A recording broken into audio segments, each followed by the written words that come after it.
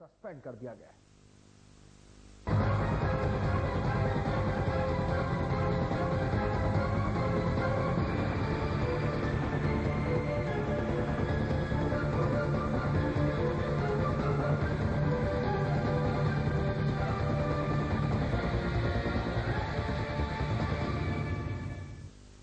दिल्ली आज तक की खबर और उसका असर। सनसनीखेज ट्रैफिक घूसखोर कांड में 98 घूसखोर पुलिसकर्मियों को निलंबित कर दिया गया है। इनमें कुछ असिस्टेंट सब इंस्पेक्टर भी शामिल हैं। खुफिया कैमरे के जरिए हमने दिखाया था कि कैसे सड़कों पर बिक रहे हैं नियम कायदे।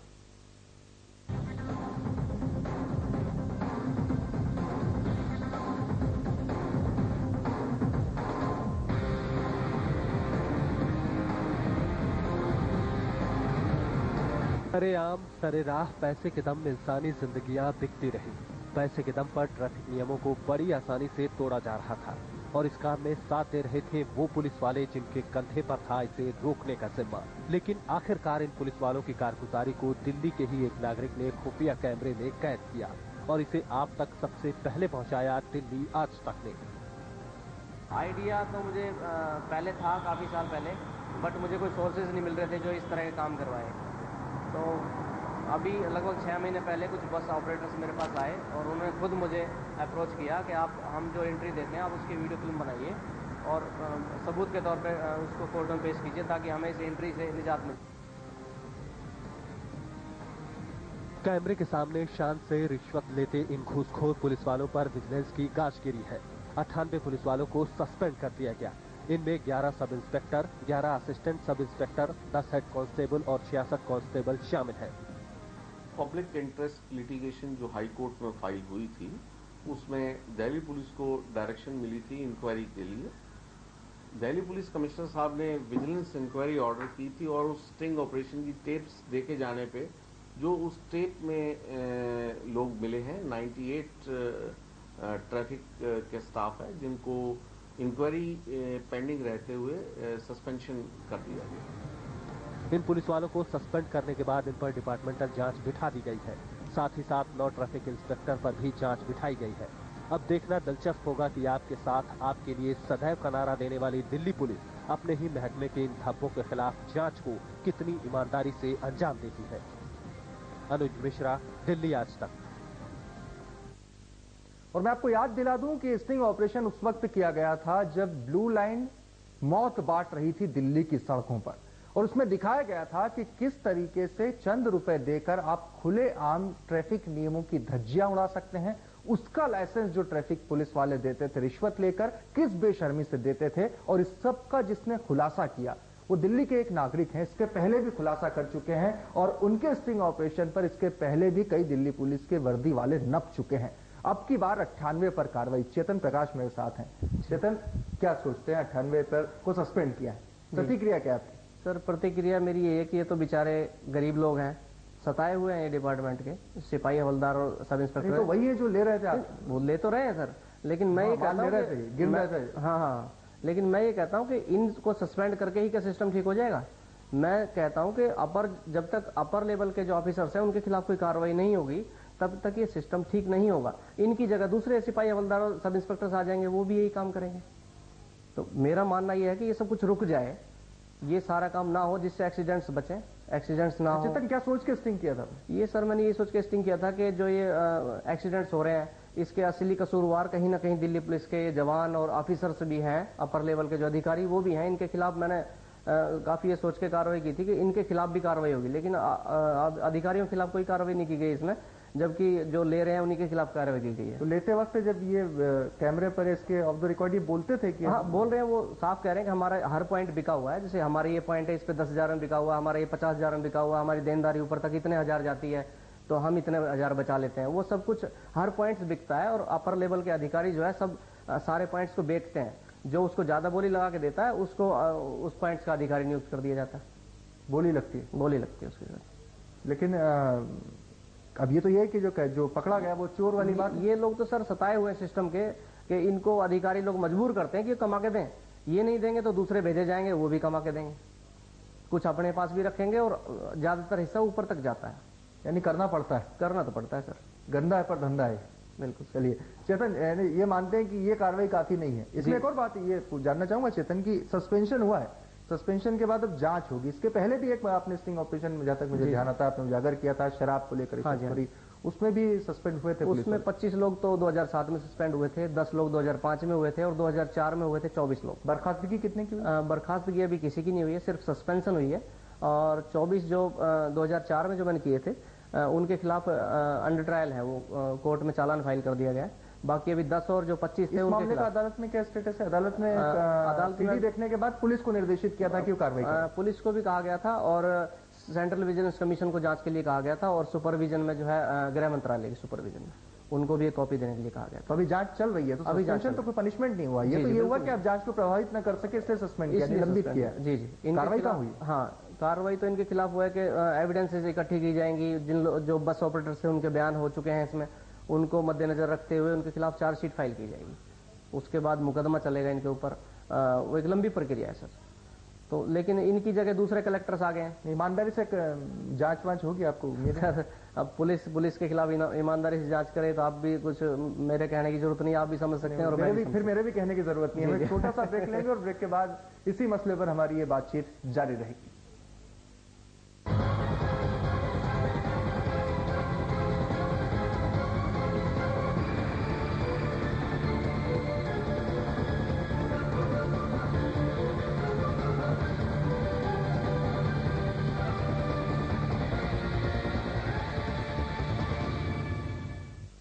उनकी बातें,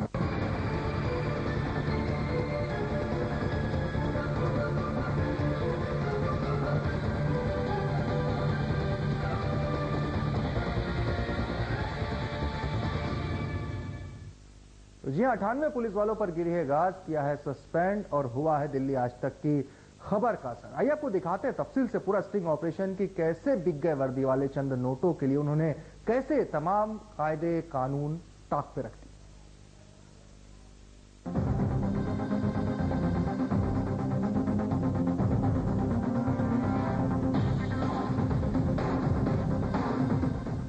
ये नजारा दिल्ली की सड़कों पर आम है, लेकिन क्या कोई नियम कानून नहीं है वो भी सख्त। लेकिन कैसे सड़कों पर सरेआम इन कानूनों की धज्जियां उड़ रही है, वो तस्वीरें हम आपको दिखाते हैं। सड़कों पर घूस का नंगा नाच हो रहा है, कानून बिक रहा है, वर्दी वाले बिक रहे हैं। 4579 4579 और 5190 5190 0361 0361। जरा गौर से सुनिए और समझिए कानून कैसे बिकता है।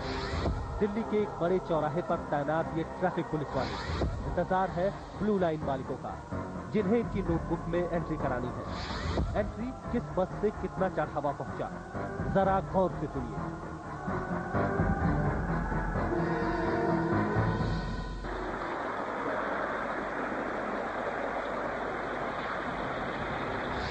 ब्लू लाइन ऑपरेटर ने 300 रुपए पकड़ाए। इस पर ट्रैफिक वाले का जवाब सुनिए। 400 रुपए लिख रहे हो रेट में? 400 रुपए लिख रहे हैं आपसे? जेडो साहब लग गए, पहले जेडो नहीं होता था, हवलदार होता था। तो आप बदल गए जेडो साहब? जेडो साहब वही ट्रिपल एस पे जो थे, पालेराम जी। अच्छा हाँ वही है पालेराम जी। आप हाँ पालेराम जी है नहीं, अभी वो इंटरसेप्टर लग रही है उसमें गए हुए हैं। तो 100 रुपए उठ देते हो आप?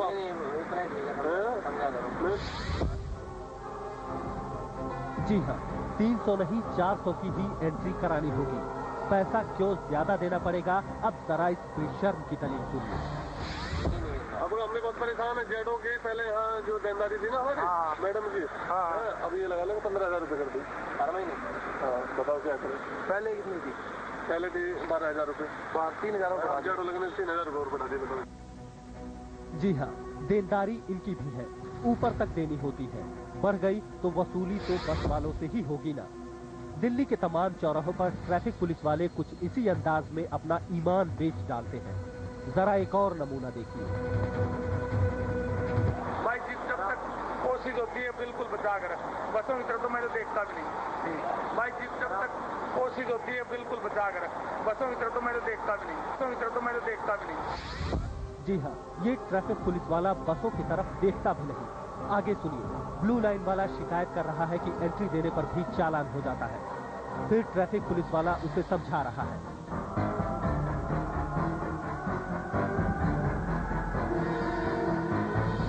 ना दे तो बात तो ये होती है, हम तो देते नहीं एंट्री, फिर दिक्कत हो जाती है। खुद आते हैं आर्मी में, खुद देके जाते हैं। नहीं कोई बात नहीं भाई साहब, वेलकम। हम तो इसलिए खुद अपना कंडक्टर यूनिफॉर्म वगैरह पूरी रख सकते हैं। हमारी बार क्या है कि जनाब पूरे हमारी वायर लग जाती है, हमारा साहब एक दिन खड़े होकर लड़ाई करके दरवाजे में दिक्कत हो जाती है। अब किसी ने अपनी जेब में डाल रखी है। टीआई इन ट्रैफिक वालों का एक बड़ा काम, शायद कोई ईमानदार साहब होगा या फिर दिखावे के लिए कभी कभार चालान बुक भी भरनी पड़ती है। जरा दूसरे चौराहे का नमूना देखिए। कौन पॉइंट आपका 711 का कौन कौन सा?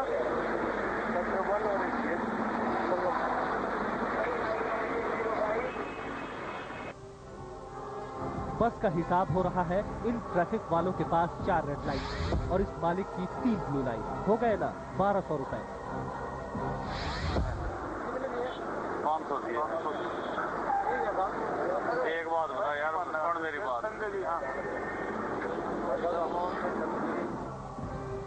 तो इस तरह मिल जाती है ब्लू लाइन बसों को सड़कों पर मनमानी करने की। नियम कानूनों का सौदा हो जाता है सड़क पर ही, कोई देखने पूछने वाला नहीं। कुछ दिन पहले ट्रैफिक पुलिस और सरकार ने सख्ती भी की, लेकिन आज तक कुछ नहीं हुआ।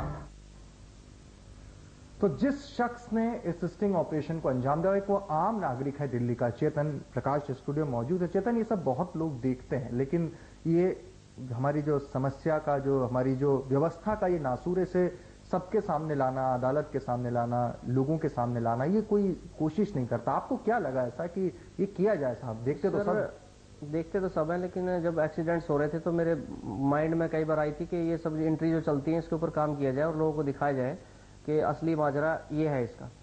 तो मैंने काफ़ी कोशिश की, कई बस वालों से बात की, लेकिन बस वालों की जो एंट्री जाती थी कुछ डरते थे। कईयों ने मुझसे बात की, जी हम करवा देंगे आपका, हम भी करवा देंगे। कम से कम 50 से मेरी बात हुई बस वालों से, लेकिन उन्होंने मना कर दिया। तो ये बस वाले जो थे ये खुद आए मेरे पास चल के, जो जिन्होंने बाद में कराया, तो 1-1.5 महीने बाद ये खुद ही चल के आए कि हम काफ़ी परेशान है भाई साहब, हमारी आप हेल्प कीजिए, हम इस एंट्री से निजात पाना चाहते हैं, किसी तरह हमारा छुटकारा दिलाओ। अच्छा, इसके बाद ये एंट्री चालू है, बंद है? आज की स्थिति क्या है? एंट्री तो चालू है, लेकिन बहुत खास लोगों के साथ, जिनका पुलिस के साथ घनिष्ठ संबंध है, जो कि परमानेंटली उनको यकीन है कि हमारे साथ कुछ गड़बड़ नहीं करेंगे। कुछ असर तो हुआ है? कुछ असर हुआ है, नहीं काफी असर हुआ है, लेकिन आज भी जमुना पार के इलाके में आज भी चालू है। जमुना पार का जो इलाका है उस साइड में अभी एंट्री चालू है। चलो, ऐसे इतने 98 पुलिस वाले अभी नपे हैं, इसके पहले 25, फिर 10-12 पहले नप चुके हैं। हाँ जी। ये कभी मिलते हैं कुछ आपसे? मिलते हैं सर, अब बात भी होती है मुझसे। धमकाते हैं? नहीं, धमकाते तो कई हैं, लेकिन बाई फोन धमकाते हैं, बाई फेस मुझे किसी ने धमकाया। धमकी देते हैं? बाई फोन धमकी दे देते हैं। क्या बोलते हैं? हम मार डालेंगे, हमारा फलाना बदमाश हमारा भाई है, हम जीजा हमारा वो है, हम उस बदमाश के वो हैं, तो रिश्तेदारी का हवाला देते हैं, हम तेरा ये करवा देंगे, हम तेरे बच्चों को उठवा देंगे, तुझे मरवा देंगे। धमकियां तो आती रहती हैं सर, लेकिन भगवान ने बचा रखा है अभी तक। चलिए बहुत बहुत शुक्रिया इस पूरी बातचीत के लिए। तो फिलहाल इस खास पेशकश में इतना ही। खबरों का सिलसिला जारी एक छोटे से ब्रेक के बाद।